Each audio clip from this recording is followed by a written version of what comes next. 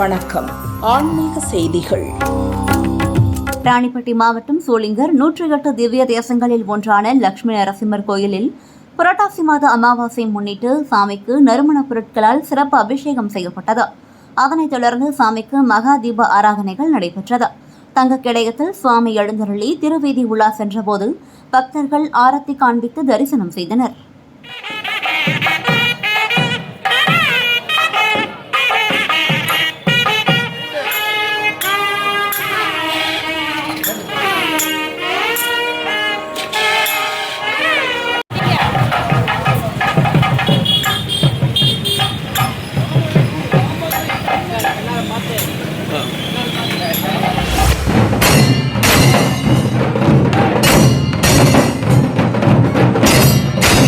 கடலூர் மாவட்டம் சிதம்பரத்தில் சிவனடியார்கள் கூட்டம் சார்பில் ராஜராஜ சோழன் திருமுறை கண்டெடுத்த விழா நடைபெற்றது. ஞாயிறன்று காலை தியாகராஜ சுவாமி கோவிலில் கிழக்கு கோபுரத்தில் இருந்து 4 வீதிகளின் வழியாக ராஜராஜ சோழனின் உற்சவர் திருமேனியுடன் அடியார்கள் திருமுறையுடன் திருவீதி உலா நடைபெற்றது. மாலை திருக்கடையூரில் சிறப்பு அபிஷேக ஆராதனை நடந்தது. இந்த விழாவில் நடராஜர் கோவிலில் வெங்கடேச தீட்சிதர், SU ஐயப்ப தீட்சிதர் முன்னிலை வகித்தனர். சென்னை சிவலோக திருமணம் தவத்திரு வாத ஊரடிகள் உள்ளிட்டோர் பங்கேற்றனர்.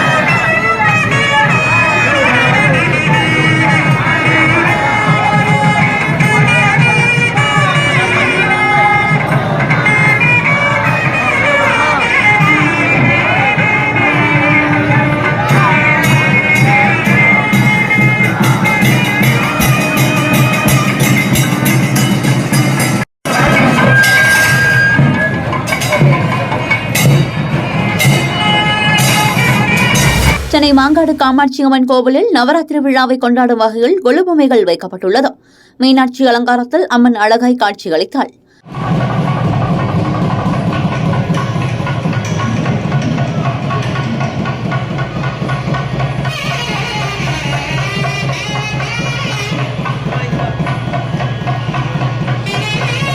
தினமும் பரதநாட்டியமும் இசை நிகழ்ச்சியும் நடத்தப்படும் என கோவில் நிர்வாகிகள் தெரிவித்தனர்.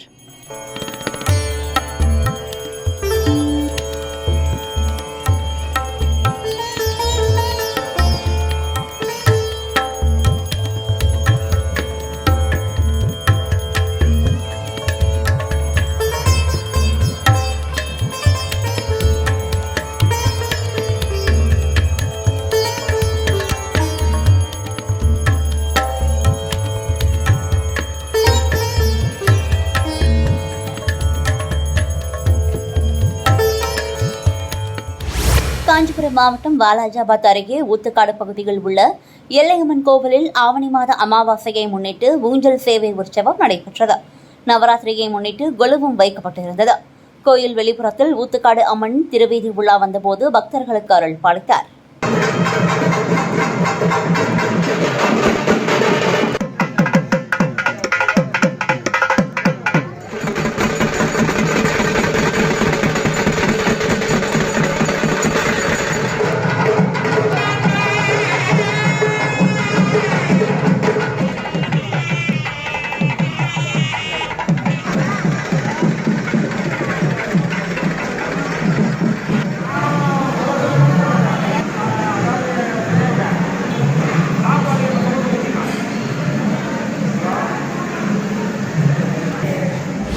புரட்டாசி மகாலய அமாவாசையை முன்னிட்டு ஒகேனக்கல் முதலைப்பண்ணை பகுதியில் காவிரி ஆற்றங்கரையில் மக்கள் வாழை இலை, பச்சரிசி, தேங்காய், காய்கறி, மளிகை பொருட்கள் வைத்து பூஜை செய்து முன்னோர்களை வழிபட்டனர்.